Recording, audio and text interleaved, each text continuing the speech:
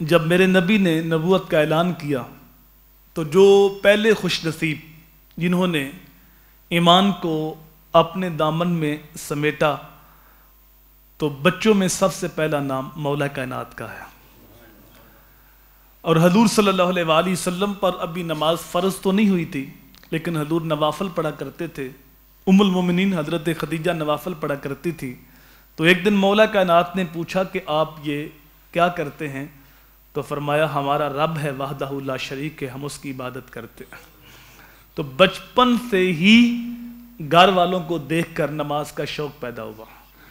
تو حضرت علی بھی بچپن سے ہی نوافل پڑھا کرتے تھے، اور پھر جب نماز فرض ہو گئی تو پھر تو تصور بھی نہیں تھا کہ نماز چھوٹے، بلکہ نماز کے ساتھ اتنی محبت تھی، نماز کے ساتھ اتنا عشق تھا، نماز کے ساتھ اس قدر قلبی لگاؤ تھا کہ ایک غزوے سے واپسی کے موقع پر باقی صحاب نے نماز پڑھ لی اور مولا کائنات کی بھی نماز رہتی تھی۔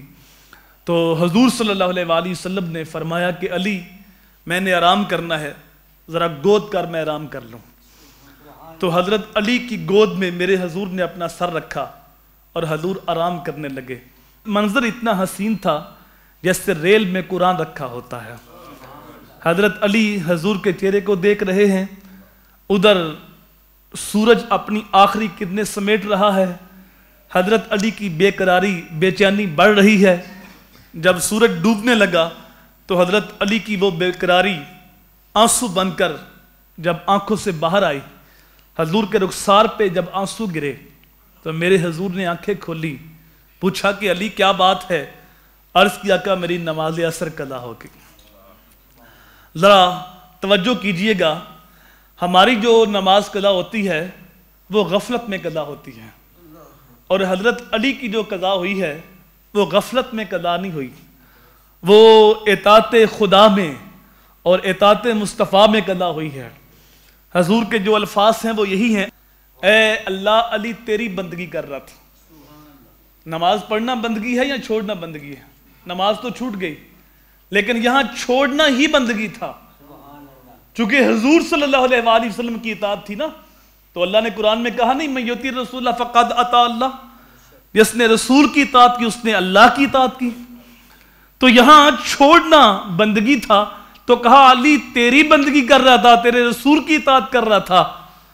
فردد علیہ الشمس، تو اس کے لیے سورج کو واپس پلٹا دے۔ تو اب جو قضا ہوئی تو اب قضا پڑھ لیتے۔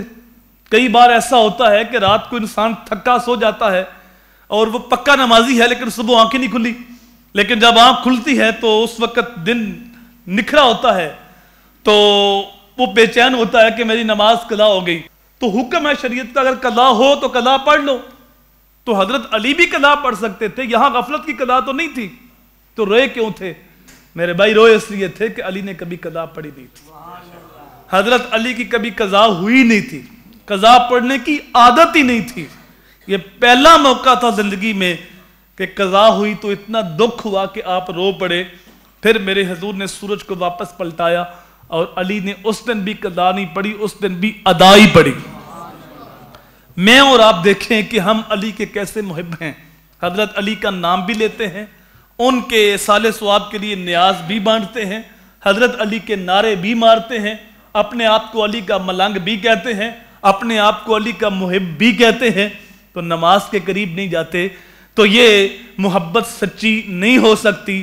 جس کے ساتھ انسان محبت کرتا ہے اس کے مشن کے ساتھ انسان محبت کرتا ہے، جس کے ساتھ انسان محبت کرتا ہے اس کی اطاعت بھی کرتا ہے۔ اگر علی کے ساتھ محبت کا دعویٰ ہے تو پھر کبھی بھی زندگی میں نماز قضا نہ ہو، اور اگر قضا ہو تو پھر دکھ بھی ہو، پھر آنسو بھی آئیں، پھر انسان پریشان بھی ہو، بے چین بھی ہو کہ کوئی گناہ ہو گیا جس کی نحوست سے نماز چھوٹ گئی، پھر اللہ کی بارگاہ میں التجا کرے کہ مالک تو مجھے 5 وقت نماز کی توفیق دے۔ تو پھر تو ہی علی کے ساتھ محبت پکی۔ اور اگر محبت کا دعویٰ ہے اور نماز سے دوری ہے تو پھر صرف دعویٰ ہے جس کی دلیل نہیں ہے۔